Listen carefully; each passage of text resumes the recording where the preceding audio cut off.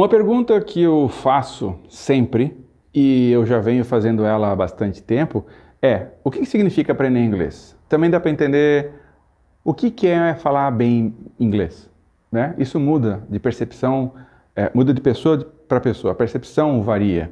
E eu cheguei aqui a uma análise e fiz uma brincadeira esses dias, quando eu fui participar de um evento ali em Florianópolis. Eu estava lá com 4, 5 pessoas, e aí acabou que eu estava lá para participar como do um negócio de startup. E aí eles descobriram que eu era professor de inglês. E aí todo mundo falou: eu não sei falar, não sei falar. Eu falei: quer ver como vocês sabem? Todo mundo sabe uma quantidade razoável de inglês. Você deve estar pensando, mas não eu. Eu vou dar um exemplo. Eu trabalhei pelo menos 3 a 4 anos dentro de 3 multinacionais. E elas são multinacionais que estão aqui no sul do Brasil, e a maior parte das pessoas lá tem como primeira língua o alemão. E a brincadeira que acontecia sempre era falar comigo em alemão para me ver numa saia justa, entende?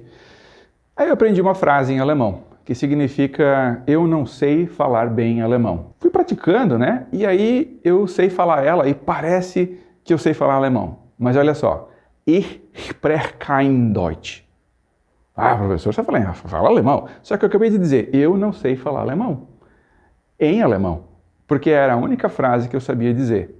Quando você tem, por exemplo, que ler alguma coisa em árabe, russo, japonês, alemão, você tem exatamente a percepção de não saber nada ou extremamente pouco. Isso é falar pouco. Isso é básico do básico do básico. Quando a gente tem frases que a gente entende e que a gente pode brincar de se comunicar em inglês, isso não é mais pouco. Isso já é razoável. Uma outra percepção que eu também trago aqui é a das reuniões com os gringos, em que os brasileiros fazem suas comunicações com o inglês que eles têm, o suficiente.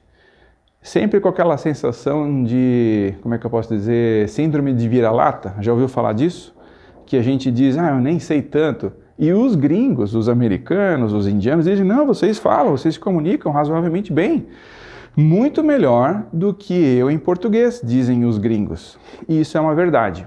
Então, o que eu quero dizer com o processo, né? O que é falar, como que se faz para aprender a falar inglês? A gente precisa perceber que justamente o processo de aprender está muito mais conectado com o nosso autoaceite nessa nova situação do que qualquer coisa que venha de fora. Vou falar aqui uma historinha bem rápida. A sabotagem. A sabotagem surgiu na França, porque foi uma questão de desentendimento entre a categoria trabalhista e a categoria de patronal, e aí lá, naquela época, o calçado era feito de madeira e eles jogavam esse calçado para dentro das máquinas. Aquele calçado se chama sabot, e a sabotagem era fazer com que as máquinas, as engrenagens, parassem de funcionar. Daí que vem o nome sabotagem. Mas o que você faz para se sabotar? Uma das coisas que a gente faz tem a ver com envelhecer. Toda criança aprende mais e mais rápido do que adolescentes e adultos. Por quê? Eles não estão nem aí para se eles estão fazendo as coisas do jeito certo ou do jeito errado. Eles simplesmente testam, erram, caem, levanta de novo e vai para frente. Então o meu convite é exatamente esse. Busque a criança interior que não está preocupada com nada que venha de fora, e isso vai te fazer uma coisa maravilhosa. Você vai acelerar seu processo, porque você vai aceitar que você fala errado às vezes em inglês. Você vai aceitar que a sua capacidade de juntar A com B, sua capacidade de formular frases é comprometida. Mas lembra, você está aprendendo a fazer isso pelas primeiras vezes. E no início é tudo mais devagar. Faz a seguinte analogia. Imagina que esse processo é equivalente a empurrar um carro que está com um problema. E você vai, junto dos seus colegas, empurrar esse carro. Você vai perceber que no início é difícil. Ele, para sair da inércia, leva um tempo e gasta uma energia grande. Só que depois que ele se movimenta, que ele sai da inércia, é só um dedinho que precisa para ele continuar andando. Você tira o dedinho, adivinha, tem que fazer tudo de novo. Então, se permita, faça exercícios que você possa perceber sua voz. Lembra das 4 habilidades?